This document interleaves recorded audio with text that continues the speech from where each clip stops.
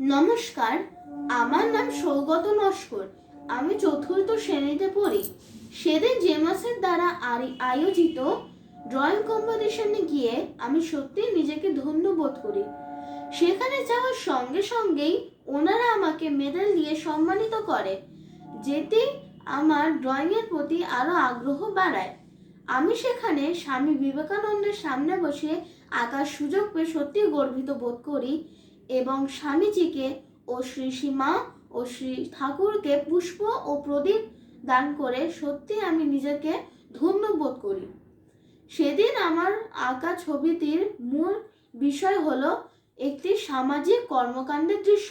সেখানে আমি এঁকেছিলাম স্বামীজি আমাদের সমাজের কয়েকটি গরিব ও অসহায় মানুষদের কম্বল দান করছে।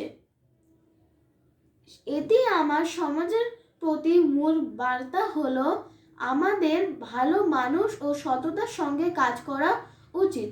আমাদের সবার স্বামীজির বিখ্যাত বাণী ওঠো জাগো এবং নিজের লক্ষ্যে না পৌঁছানো পর্যন্ত থেমো না, এই বাণী দিয়ে আমাদের সবার কাজ করা উচিত এবং নিজের লক্ষ্যে না পৌঁছানো পর্যন্ত থামতে না, এইটা আমাদের উচিত। নমস্কার।